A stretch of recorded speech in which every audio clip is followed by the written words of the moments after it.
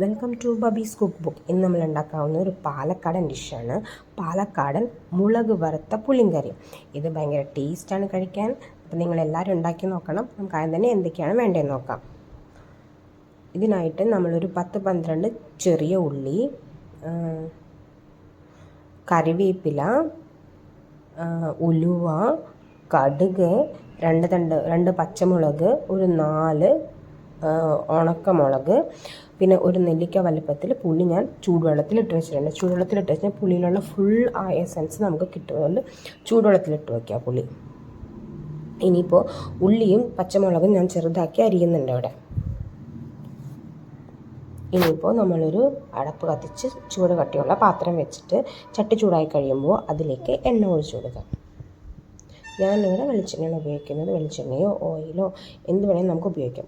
എണ്ണ ചൂടായി കഴിയുമ്പോൾ അതിലേക്ക് ഒരു 1/2 ടീസ്പൂൺ കടുക് പൊട്ടി തുടങ്ങുമ്പോൾ നമ്മൾ അതിലേക്ക് ഒരു 1/4 ടീസ്പൂൺ ഉലുവ,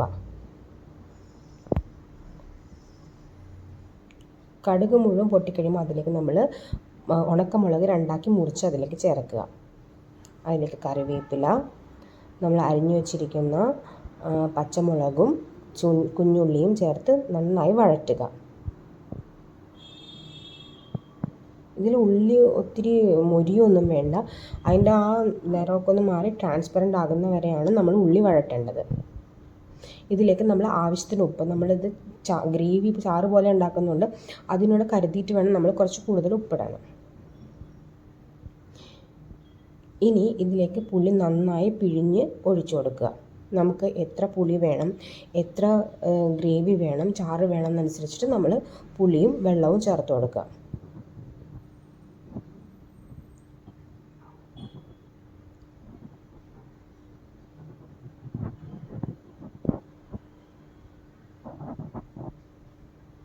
ഇനി ഇതിനെ നന്നായിട്ട് തിളപ്പിക്കാൻ വിടണം.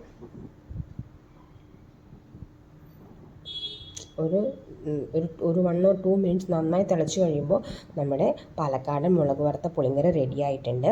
ഇത് ഭയങ്കര ടേസ്റ്റാണ്. ഇത് കുറച്ച് നേരം ഒരു 5 മിനിറ്റ് വെച്ചിട്ട് വേണം നമ്മൾ ചോറിൽ കഴിക്കാൻ വേണ്ടിയിട്ട്. നല്ല കുത്തരി ചോറിൻ്റെ മേളിൽ ഈ പുളിങ്കറി ഒഴിച്ച് മിക്സ് ചെയ്ത് കഴിക്കാം. നല്ല ടേസ്റ്റാണ്. ഇത് ഉണ്ടാക്കിയ ഉടനെ തന്നെ നമ്മൾ കഴിച്ച് നോക്കുമ്പോൾ ഒരു ഫീലിംഗ് ഉണ്ടാവില്ല. ഒന്നുമില്ലെന്ന് വെച്ചാൽ മഞ്ഞൾപ്പൊടിയോ ഒന്നും നമ്മൾ ആഡ് ചെയ്യുന്നില്ല, എന്തോ പോലെ തോന്നും. പക്ഷേ ഇത് ചോറിൻ്റെ കൂടെ ആഡ് ചെയ്ത് മിക്സ് ചെയ്ത് കഴിക്കുമ്പോൾ ടേസ്റ്റ് അതൊന്ന് വേറെ തന്നെയാണ്. സോ എല്ലാവരും ട്രൈ ചെയ്ത് നോക്കണം. ഈസിയാണ്. Thank you.